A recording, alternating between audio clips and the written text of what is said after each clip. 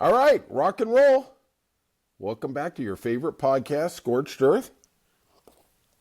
I'm your host, John. And if you could kindly hit that like and subscribe button, it means a lot to us. Here we talk about the political issues of the day. We welcome friend or foe, sinner or saint, and all rascals. There is plenty of rascals out there. I come from a home of rascals. My parents, they're just mischief makers. I just don't know what I am going to do with them. We go to the movies today, and we are in a huge theater. We go to see The Accountant 2, which, was okay. It was what it was. And we sit in this huge theater. Now, we always sit in the first row. And this theater was probably 30 seats by 25 seats. 700-800 people were able to accommodate in this theater. And we go to an early showing on a weekday. Not very many people there. We sit in the front row because, that's where my parents want to sit. Like literally a 500-foot screen, and I got to be 6 inches away from it. It's okay. I just can't see. Hello. And we sit there, and I sit with my dad. My mom's a couple seats over. We get the popcorn. Everything's good. My mom, got to have that popcorn. Extra butter, please. She's talking about, I literally, my cholesterol count doubles when I'm hanging around them. But okay, whatever. It's just what it is. We're going to live with it. And I am not joking you. We're in the middle, on the front row. There's literally 25 rows up. There's probably 12 people in the whole theater. Somebody sits right behind us. A couple sits right behind us. And they are kind enough to talk during the whole movie. Oh, Lordy. I mean, look, I have told everybody this, and I am literally going to start shipping effing people off to San Salvador. Bukele, the president of San Salvador, is going to be busy because I'm going to be sending them people who text and talk during the movie. I'm sorry, this isn't Netflix in your goddamn front room. Sorry, we're not doing that. We're not playing that game. That is a crime against humanity. Forget all the other stuff going on. Honestly, Joe Biden should have ran on that. Hey, I'm going to get people to shut up in the theaters. Guy would have won on a landslide. It would have been like Reagan in 84. Oh, my God. Jesus criminy. All right. We're off and running. This is Scorched Earth. We're going to burn it all to the ground. We're taking no prisoners, telling no lies. And we've got our first story of the day. And this is a cute one. I woke up to this one. Amazon, and what a shot over the bow. Amazon was going to put the price of the tariffs next to each item, and then you'd have your total. So and I actually was talking to my mechanic the other day, and I believe his wife or his daughter was on Temu, and they had some item for $19, and all of a sudden it's $32. Now, I'm assuming that's a tariff. But they didn't list it as such. My good friend Scott said that they are doing that on Etsy, putting the tariff price there. And for an administration that has claimed for the last year and a half during the political campaign and actually while they were in power, that a tariff isn't a tax, I don't know what the big problem is. Seems like they're getting in quite a huff, but Donald Trump was jumping up and down like, the orange Rumpelstiltskin, and saying, oh, this isn't cool. So he called Jeff Bezos. Now, him and Jeff Bezos have had quite a cozy relationship. Jeff gave $1 million to the inauguration fund. I will say this, in 4 years when I'm the president, Jeff, I don't want your effing money, okay? I don't want it. Save it. Spend it on Lauren Sanchez. I'm sure you're going to need it. But I guess they walked it back. Jeff decided that I'm not going to piss off the president. Okay, I get it. And understand this, that as valuable as Amazon is, or the Washington Post, the biggest thing that Amazon does have going for it is AWS. That's their cloud computing software, which is first or second in the world. It's either right ahead of Microsoft or right below it. And in the first Trump administration, I remember they were, quote unquote, canceled. Trump actually canceled a DOD contract that AWS had, which was $200 million because he didn't like how woke they were, and he didn't like things that the Washington Post was saying about him and his administration. So you got to keep cozy with the tyrant, right? We got to do that. That's how we keep it real. I even sneeze, right? So the White House was up in arms, up in bloody arms. So here's what we got from Carolyn Leavitt, which I just keep wondering what DEI program that we got with her to get her in here. But let's see what she had to say. Secretary, so it was reported this morning that Amazon will soon display a little number next to the price of each product that shows how much the Trump tariffs are adding to the cost of each product. So isn't that a perfect crystal clear demonstration that it's the American consumer and not China who is going to have to pay for these policies? What a great question. And, we have been saying that on the left, that it is a tax on the American consumer. Oh, no, no, no. China's going to pay. China's going to pay. This just in, spoiler alert, China ain't paying. Policies? I will take this since I just got off the phone with the president about Amazon's announcement. This is a hostile and political act by... Now, make sure in all the word salad that she says coming up, she never disputes the fact. Amazon. Why didn't Amazon do this when the Biden administration hiked inflation to the highest level? And great question. I will answer it for you, Carolyn, is because the Biden administration obviously had no control over inflation. Duh. If they had control over inflation, they wouldn't have had inflation and lost a second term. Jesus, man. You are putting a tariff which you have absolute 100% control over. Biden didn't have any control over inflation. We can get into the $3 trillion PPP package that Pelosi and Trump negotiated is what caused the inflation. But at the end of the day, Biden is going to get blamed for it. And believe me, he didn't want it. He had no control over it. You have put the tariffs into effect. You have total control. Let's just say Liberation Day, we're going to put 125% tariff on China. Oh, we're going to give them a pause. Oop, we're back on. Oop, we're back on. I swear to God, it's like a Kardashian relationship, right? On, off, on, off, on, off. As far as I'm concerned, forget on, off, I'm over. Carolyn Leavitt doesn't even, really, is she a pathological liar, or is she part of Stockholm Syndrome, or what happened there? I just don't even understand how she can get so disassociated from reality. 40 years. And I would also add that it's not a surprise because, as Reuters recently wrote, Amazon has partnered with a Chinese propaganda arm. Oh, I love this. God bless her. God bless her. So she's putting up that somehow Amazon has some type of affiliation with a Chinese propaganda arm. Explain TikTok to me. Explain that the person who runs TikTok is based out of Singapore, but he is a member of the Chinese ruling party in China. Hello? Maybe you can explain that to me. I don't understand that. I guess TikTok's okay because it's mostly Republican, right? No problem here, man. All good. All good. They talk out both sides of their mouth. I don't know what animal that is, but I call it a Carolyn Leavitt. Okay? Jeez, man.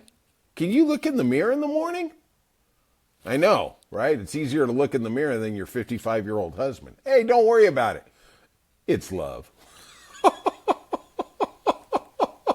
27.55. It's love. There's nothing to do with the guy being worth $60 million, I'm sure. Some days I get so cynical. Maybe that's why I'm wearing black today. I'm in mourning for my own feelings and emotions, right? All right. Let's move on in the news. Hold on a second. I got something else here. Let's talk about these tariffs and what they're actually doing to Amazon. And this is a story I uncovered when I was doing research. Yeah, hello. I do some research for you out there. I'm trying to give you stories nobody else does. But let's talk about what is going on with Prime Day. Now, anybody who's actually ever been to an e-commerce site knows what Prime Day is. It's Amazon's Christmas, let's call it. I think they have 2 Prime Days a year, one in July, one in October. Typically, their Prime Days have about 7 times the sale of a normal day, 7 to 8 times. It is the 3rd biggest day, shopping day of the year for them, behind Black Friday and Cyber Monday, okay? And they are having a real problem getting vendors to come into their Prime Monday. They've never had a problem before, but this year they seem to be having quite a bit of difficulty. Now, 62% of Amazon's website is actually third-party retailers that come in under the umbrella of Amazon, and they sell their goods. They basically deal with the public on their own, blah, blah, blah, blah, blah, blah. But now, because they don't know how much the tariffs are going to be, they are not committing. Now, they have till May 25th to commit to the Amazon Prime Day in July, and Amazon is having an incredible problem getting them to come over. Now, let's see where, okay, you know what? I do this so smoothly. It's like, wow, he's a natural. He's like Pat Sajak used to be on Wheel of Fortune, right? It seems like we had this gentleman. His name is, where is his name? Oh my gosh. Ay, ay, ay. You know what? We're just going to have to move on. Basically, the story, I think his name was something Green. And he sold bicycles that were $232 and skateboards that were $60. And he was telling Reuters, and he also told Amazon, I can't commit. This is the first time since 2020 he will not be on Amazon Prime. He goes, because I don't know what the tariff price will be in July and August. Now, there's supposedly a 90-day break. But he also said something very fascinating. He says, I have inventory and I don't want to use it on Amazon Prime Day. And they asked him why. And he says, I'm going to store it in case, you know, because we're not really sure where the tariffs are going to be. If the tariffs are enacted and prices do go up 145%, he goes, I can sell my items for another 60% and make that in profit. All I have to do is warehouse them for a month and a half. And therein lies the rub, is we don't know. And I was talking to one of my really great friends, Scott, today, and we are on opposite sides of the political spectrum. And he was asking questions. He goes, don't you want manufacturing to come back? Aren't you in favor of the tariffs? I said, absolutely not. I said, the tariff situation is applaudable on one level, but manufacturing has left the United States. We have moved on. We aren't making the little screws for the iPhones. We're not installing the screws for the iPhones. We're making planes. We're making submarines. We're making sophisticated machinery that takes a lot of money. Look, Boeing, one of our biggest companies, sold 4,000 jets last year, planes, that average $105 million a piece. Okay? That's a lot of money. We're not dealing with the small stuff. This whole idea of bringing the industrial base back, man, that's gone. That's like me saying, hey, I'm going to get back to 140 pounds. Yeah, right. Hey, welcome to 8th grade, right? It's not coming back. It's not going to happen, right? No. Hello, that ship has sailed. And you know, that's what I was explaining to Scott. That was the great thing that Barack Obama did. He looked at the world and he said, you know, we just can't compete in the manufacturing base with the Chinas, the Vietnams, the Indians, India, not the Indians, okay? Because they pay their workers so little money. Like we've talked about, Apple pays an average American worker here $200,000. Apple pays their workers in China $5,000.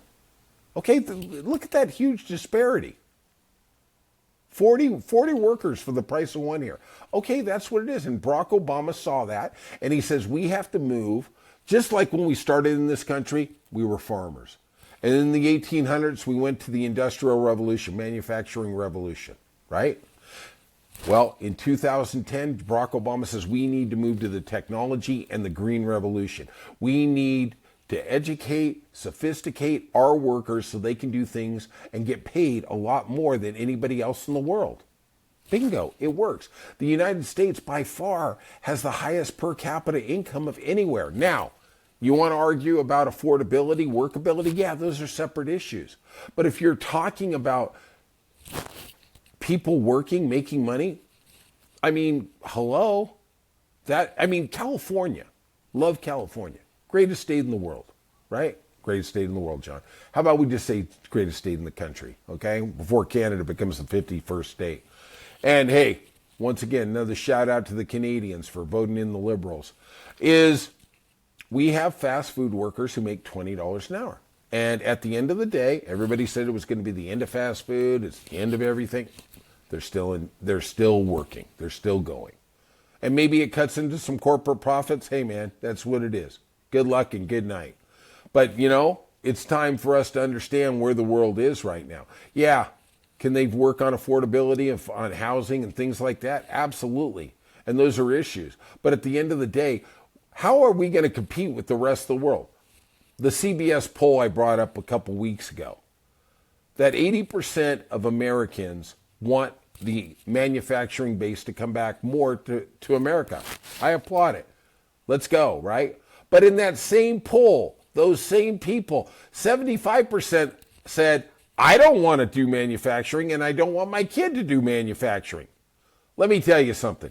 You want to be really the ostracized at the cocktail party, assuming there is still cocktail parties. Say, you know what? I'm raising my kids so they can work in a factory. Yeah, that'll go over really well. Yeah. Kumbaya. Kumbaya, mother effer. Kumbaya. All right. Let's get to the next story. God, that was quite a bit. Seems like Trump celebrated his 100th day in office. Congratulations, Mr. President.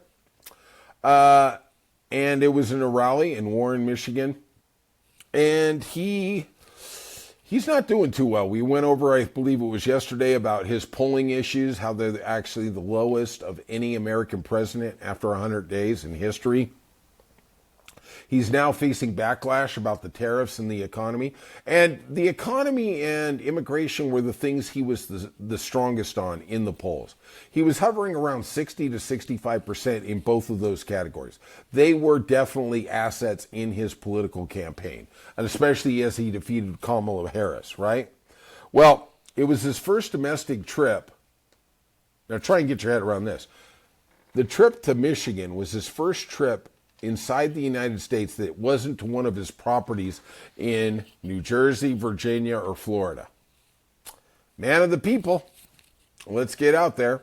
So he celebrated his 100th day, and he had a cute little comment. He goes, I need a little time before we slaughter them on tariffs. All right. Let's see how the market, the stock market, the bond market is responding to your tariffs. Trump's handling of the economy has been especially concerning for most Americans. Stock market indexes are down significantly. The bond market is reacting adversely to what he is doing. And most people in America think that there is a recession on the horizon. And I don't want to say I told you so, but Kamala Harris said, I told you so a year ago, that if Trump was able to get into power and enact his policies, that there would be a recession. Damn, girl. You were good. New York Times Siena College survey found that 55% of respondents this week disapprove of Trump's handling of the economy. That is a swing from 65 to 45, right? That's a 20-point drop in a couple months. Not looking very good for the president. But like I have said before, I don't like really focusing on where the poll numbers are too much now, because he's got another 4 years. Oh God, 4 years. It's like we're being waterboarded every day. Politically, we're being waterboarded. I feel like I'm laying on the bed looking up and that drop of water is coming on my head. Chinese water torture, or they're putting the mask over my face and putting the gallon of water down my throat. You know, 72% of people surveyed on April 27th in the same poll say Trump's policies are likely to cause a recession this year. Now, a lot of these polls are coming out to commemorate his 100th day in office. Where it is going to have an impact is we are looking at within the next 2 months to see a budget come out. Are these Republicans going to be able to stick together? I mean, to me, this looks like a kamikaze run, right? That I got to stay with Trump or he's going to primary me next year. But if I stay with him and the economy continues to tank, I am a dead man walking or dead woman walking next year in the political environment. I mean, they've got some very tough choices. You double down or whatever. We're going to have to see what that is. Michigan's auto industry has been really hit hard by the tariffs and globalization. Trump said his policies will restore manufacturing back to America, especially in the auto industry. And like I talked to Brother Scott today, is if you are any business, how much do you trust what Trump says? Are you really going to allocate time, effort, resources into building factories here when literally in 90 days he can say, okay, no more tariffs, and then you're done? You are toast. The market is going to roast you. He makes a tariff and then 3 days later he rescinds it or he puts a pause on it. Hello? It's like my relationship with Scarlett Johansson. She's unaware of it, but she keeps putting a pause on it. Like, I think we're ready to go. She's just ghosting me. I'm just telling you right now. She just ghosted me. Big Hollywood celebrity. Don't want to deal with the ugly outsider. All right, whatever. Scarlett, still going to go see Jurassic Park. Still a fan, but hey, she is married too. I don't do the married woman thing. Thanks. But actually I'm single, so I'm not really doing any woman, but hey, we move on, right? So Trump, he has walked back the tariffs amid concerns among the auto industry and its economic impact. Like we've talked about, a lot of these cars, and I don't understand all the logistics, and honestly, I don't have the energy to get into it, is they go back and forth across the Mexican or the Canadian border back to America 5 or 6 times as they assemble the car, right? They can't afford that. But then he doubles down and he goes, we're going to give them a little extra time before we slaughter them on tariffs. Okay, I don't know who we is. Is that the auto industry? Is that Sean Fain over there? United Auto Workers, he was at the Trump rally. Oh, we support you, Mr. President. I was watching some video of the longshoremen, and because of these tariffs, goods and services aren't coming into the ports. The East Coast typically gets $650 billion a year in commerce coming into their ports. The West Coast is about 580, and the docks are empty because the ships aren't coming because nobody wants to pay the tariffs. And the longshoremen who supported Trump, thought he was going to be great for him, are getting a little pissed. Oh, wow, we didn't know it would affect us.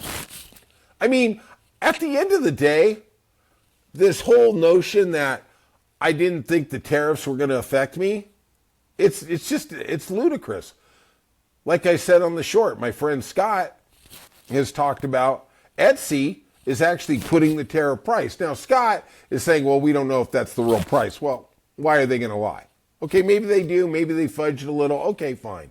Etsy can do whatever. But at least people are seeing for the first time, China isn't paying the effing tariff. It's me and you. It's me and you. And the funny thing is, he's talking about bailouts for the auto industry. So what did the tariffs do? So you take in money here and you put out money there. Hello? Not working real well. All right. He also, at the Michigan rally, talked about his best buddy, his cub or his bear, I don't know which one it is, Elon. And seems like Americans ain't too happy with Elon either. 52% say they disapprove of the way Trump is handling the government and Doge. 131,000 people have been laid off in 100 days. 131,000 federal workers have been laid off. And I'm just getting those numbers from the New York Times. I had a great conversation with a Republican friend, and she said, well, where do you get these numbers? I go, I get it from the New York Times. Look, I'm already spending 4 hours a day trying to get interesting stories, at least what I think is interesting for the podcast. I'm not going to be sitting there in an archive or, doing some deep dive with AI trying to figure all this stuff out for myself. I trust the New York Times. This just in. Let's just get to the point here. I trust the numbers I see in the New York Times because they're fact checking. I trust the Washington Post. I trust the LA Times, sort of. I trust CNN. I trust MSNBC. And honestly, there's a lot of numbers I trust on Fox News. I see Fox News every day at the gym. Obviously, it helps me work out because I get so bloody mad. I just, 2 more, John. 2 more. I hate Fox. I hate Fox. You want to have a really good workout? You watch the 5 in the morning. Jessica Tarloff is just amazing. I would love to be on a podcast with her one day. That lady is smart, funny, everything, okay? The one liberal there. The rest of them, you can take a flamethrower to them. Scorched earth, man. I want to see scorched earth with all of them there. Give them some marshmallows. Hey, sayonara. Have a good life, right? So Trump is touting what Doge is doing. And like I've said, they've only found, now the number came down again this week. It was 150 billion. Now it's down to 70. And like I've said, that's 1% of what the federal budget is. 1%. Like I said, that CEO, he said, if I had a business and only had 1% inefficiency, I'd be the happiest guy in the world. All right. I'm not saying that's it because they haven't went into the Defense Department. I think there's a lot of bloat. I think there's a lot of pork there. But hey, and also just firing somebody doesn't mean they were ineffective or wasteful. It just means you fired them. That's all it means. And in my personal opinion, I think the government workers are some of the best workers we have. Teachers, scientists, healthcare people. They're doing a job. They're filling a need. And we're going to find out. F around and find out, right? We're going to find out what America's all about. Trump also talked about the Alien Enemies Act, and how he has shut down the border, and he has. Not going to argue. There's the illegal immigration, I think, is the lowest since 2018. They said there was only 8,000 people who came across our southern border. Of course, he doesn't talk about people who overstay visas, which is 80% of the illegals here. But, John, you're using facts. Let's move on, okay?